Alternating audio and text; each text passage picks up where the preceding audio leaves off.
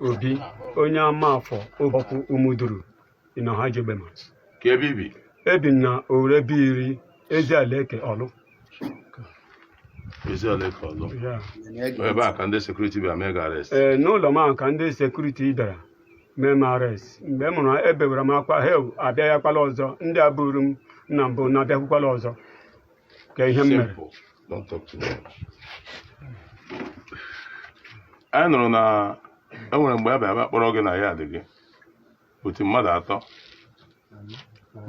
atọ onye a na-akpọ omimi agba akụ na PA ya Asaba na ofu nwaanyị a kpọrọ ha bịa n'ụlọ gị ele ndị kpọrọ ha bịa n'ụlọ gị ndị kpọrọ ha bịawo nwa okorobịa nọ nga amatara m ya mgbe o jiri bịa na be mkpọrọ mmadụ atọ bịa chika ntị ha ọ dị echi ọgwụ egbe na mma a gwara ha na ana m eme ihe nna bọbụ gịnị ọrịa ha larakpa bịa chee nke ugboro abụọ mgbakwa ha otu okwu a sị ya na onye na-ebu ọgụ n'obi ka onye na-ezute ọgụ ọhịa tara oke mgbe ị sachara ihe dị otu a ha ala elekwana reason ha ji bịa bụrụ gị na ya ha ji bịa bụrụ mgbe ka ha butere omume bịa n'ụlọ m on 23rd of December around 7:30 ha abịa hụga m kụwa m ihe na ọma dibịa na-agbọrọ omume ọgwụ ha bururu mụ na omume gawa were m tiga na agbata siti n'ịbịachi mmakpuru n'ime ya ke mmakpurukwa n'ime ya nwa amadi a nọ nga nwata nta aha ya wụ Onyeka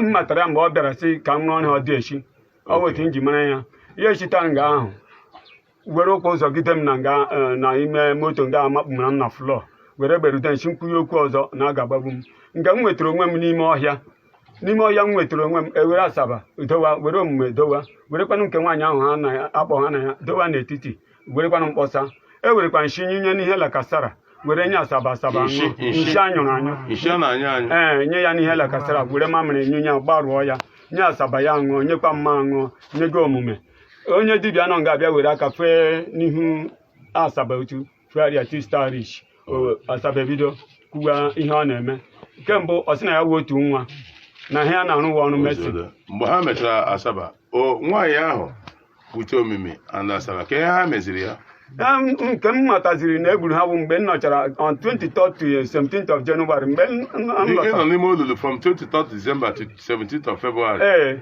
oke mgbe ị bataziri ka ị nụrụ ka m nụrụ na egburu omume ebidokwana ime ọkụ ya na-egbuola ha o butere nke ukwuu ma landlord na-akpọtara m ndị netriti. Now, my people, I hope you listen to the video.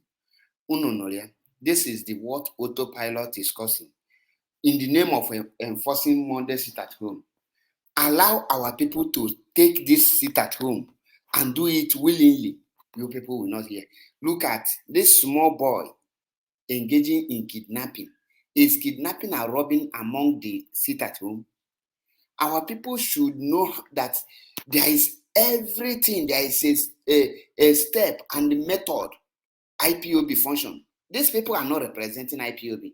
This guy now is in autopilot. When you hear autopilot, everybody do as you like. I don't want to say much, but at least those of you who are sponsoring this are watching what you are leading our people into. Tell me now, with this kind of person now, how can he confront a military man?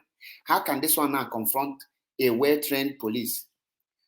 This is to just push our vibrant youth to die away, which is very wrong. When we talk, he said, don't attack him. He's doing a great job. You are seeing the great job. Kudos to ESN. Kudos to Mazitina Samoro. Kudos to our gallant men. And kudos to IPOB, the new ones, under the chain of command. Share the video so that others will see it. IPOB remain non-violent organization.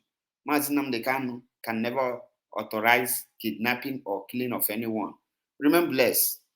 Don't forget to join us on Mazi Achirepo TV and also Mazi Biafra Unity and Mazi Achirepo on Twitter and on Instagram. Thank you and remain blessed. Subscribe for more videos and more information. Remember, undiluted truth is what we bring here. Remain blessed. MAP is your good.